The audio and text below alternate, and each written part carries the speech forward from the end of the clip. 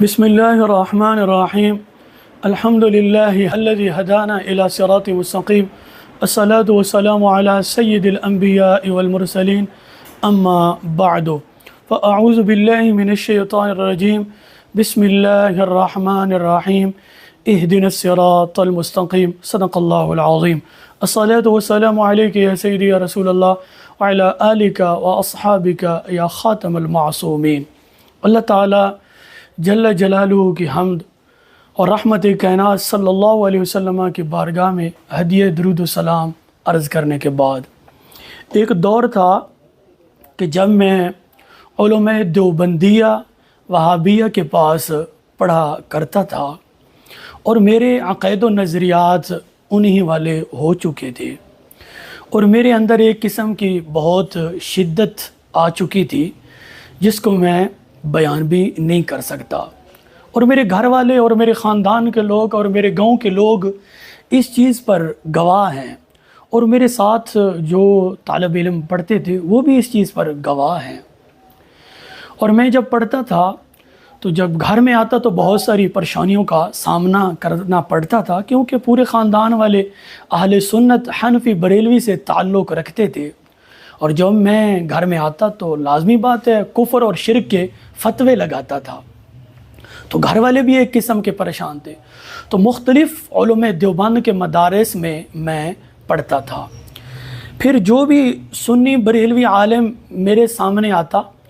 تو اس کے پاس اتنے دلائل نہ ہوتے، کیونکہ ہر ایک کا کام ہوتا ہے اپنا اپنا، ہر مدرس مناظر نہیں ہوتا اور ہر مناظر مدرس نہیں ہوتا،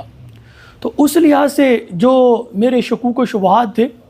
ان کے پاس جواب ان کے نہیں ہوتے تھے۔ ہوا ایسے کہ مفتی اعظم کنز العلماء مفکر اسلام ڈاکٹر محمد اشرف آصف جلالی صاحب حافظ اللہ تعالی، ان کا میں نے ایک بیان سنا عقیدہ توحید سیمینار، تو جو میرے اشکالات تھے ہم کہا کرتے تھے جب دیوبندیہ وہابیہ کے پاس پڑھتے تھے کہ یا اللہ مدد باقی سب شرک و بدعت، یہ ہمارا نعرہ ہوا کرتا تھا۔ تو مفتی اعظم ڈاکٹر محمد اشرف آصف جلالی صاحب حافظ اللہ تعالی ایاک نعبد و ایاک نستعین کی تفسیر بیان کر رہے تھے، اور عقیدہ توحید سیمینار کے اندر جب انہوں نے ایاک نعبد و ایاک نستعین کی تفسیر بیان کی، اور مجھے اچھی طرح یاد ہے تفسیر عزیزی کا آپ نے حوالہ دیا تھا، تو استعانت کے لحاظ سے جب آپ نے حوالہ دیا تفسیر عزیزی کا، یہ تو مجھے ایک حوالہ یاد ہے، باقی بہت سارے میرے پاس لکھے ہوئے ہیں جو ڈاکٹر صاحب نے حوالے دیے تھے، تو اس سے استعانت کا مسئلہ حل ہو گیا تھا۔ میں نے کہا کہ یہ جو ہم کہتے ہیں کہ یا اللہ مدد باقی سب شرک و بدعت، میں نے کہا یہ تو غلط کہتے ہیں، جبکہ قرآن مجید اور اہل سنت کے بڑے بڑے شیوخ الحدیث محدثین وہ تو اور کچھ کہتے ہیں۔ تو اس سے مجھے سمجھ آ گئی کہ عقیدہ توحید یہ وہ نہیں ہے جو دیوبندی پڑھاتے ہیں وہابی پڑھاتے ہیں، اصل عقیدہ توحید وہ ہے جو ڈاکٹر محمد اشرف آصف جلالی صاحب نے بیان کیا تھا۔ اس سے پھر مجھے یقین کامل ہو گیا کہ یہ بندہ میرے سارے اشکالات دور کر سکتے ہیں۔ تو پھر میں وہاں سے ڈی آئی خان سے چلا لاہور آیا، ڈاکٹر محمد اشرف آصف جلالی صاحب کے پاس ساری باتیں ان کے سامنے رکھی، اور انہوں نے سارے اشکالات وہ دور کر دیے تھے۔ پھر وہ ساری کتب جو مشہور و معروف تھیں عقائد کے لحاظ سے میں نے پشاور سے منگوائیں، اور جو ڈاکٹر صاحب نے حوالے دیے ان کو میں نے دیکھا، ان پر میں نے نوٹس لگائے، پھر خود پڑھا، پھر دیکھا، تسلی کی، پھر ڈاکٹر صاحب کے ہاتھ پر میں نے اپنا ہاتھ دیا، اور دیوبندیت وہابیت کو چھوڑ کر مسئلہ کے حق اہل سنت و جماعت حنفی بریلوی کو میں نے قبول کیا۔ اور یہ فیض ہے شیخ الحدیث و تفسیر مفتی سید جلال الدین شاہ صاحب حفظہ اللہ تعالی، یہ ان کا فیض ہے، اور ان کے مزارات شریف کے ساتھ جہاں پہ ان کا مزار ہے اس کے ساتھ میں پڑھایا کرتا تھا، بکن ایک گاؤں کا نام ہے۔ تو اس وقت میں چونکہ دیوبندی تھا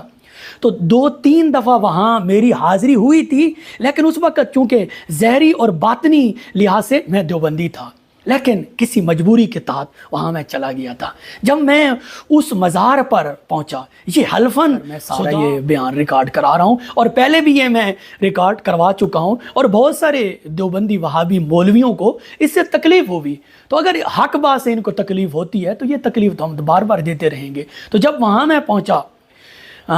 پیر طریقت راہبر شریعت پیر سید جلال الدین شاہ صاحب حفظہ اللہ تعالی رحمتاً واسعہ، اللہ تعالیٰ ان کے مزارات پر رحمتوں کے نزول نازل اور ان کے در سے اللہ تعالیٰ مجھے خیرات عطا فرمائے۔ تو میرے دل نے اس وقت یہ تسلیم کر لیا تھا کہ یہ آدمی فقیر ہے، یہ بندہ اللہ والا ہے، یہ اللہ کا ولی ہے، جبکہ میں تھا بھی دیوبندی، لیکن میرا یہ دل تسلیم کر گیا تھا۔ تو اس دن سے پھر اس کے بعد ڈاکٹر محمد اشرف آصف جلالی صاحب کی میں نے وہاں تقریر بھی سنی تھی، تو وہ بھی تقریر بہت حیران کن تھی۔ میں نے کہا یہ عالم بہت قیمتی عالم ہے، بہت بڑا عالم ہے، جو بالکل نعرہ لگانے کا بھی ٹائم نہیں دے رہا اور بولی جا رہا ہے اور بولی جا رہا ہے، قرآن مجید، احادیث طیبہ، حوالے پر حوالہ، حوالے پر حوالہ۔ میں نے کہا یہ بہت بڑا عالم ہے۔ تو مفتی اعظم ڈاکٹر محمد اشرف آصف جلالی صاحب موجودہ دور کے وہ عالم ربانی ہیں،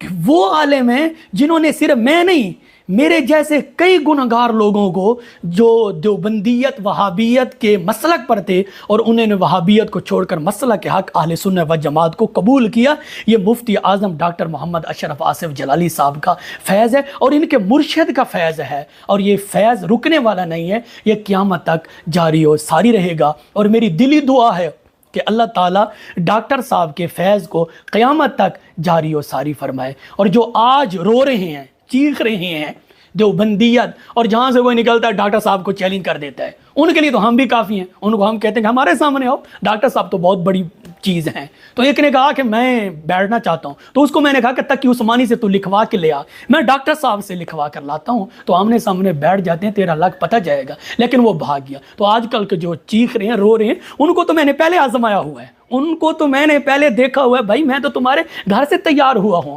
مجھے تو تمہاری ہر چیز کا پتہ ہے، مجھے پتہ ہے تمہارے عقیدے کا، نظریے کا، سوچ کا، فکر کا، ہر چیز کا مجھے پتہ ہے، تو تم کو چھپنے والے نہیں ہو۔ تو اس لیے ان کو تکلیف ہوتی ہے، تو اگر حق بات سے ان کو تکلیف ہوتی ہے تو یہ تکلیف ہم بار بار دیتے رہیں گے۔ اللہ تعالیٰ کی بارگاہ میں دعا ہے رب ذوالجلال مجھے مسلک کے حق اہل سنت و جماعت حنفی بریلوی پر استقامت عطا فرمائے، آمین یا رب العالمین۔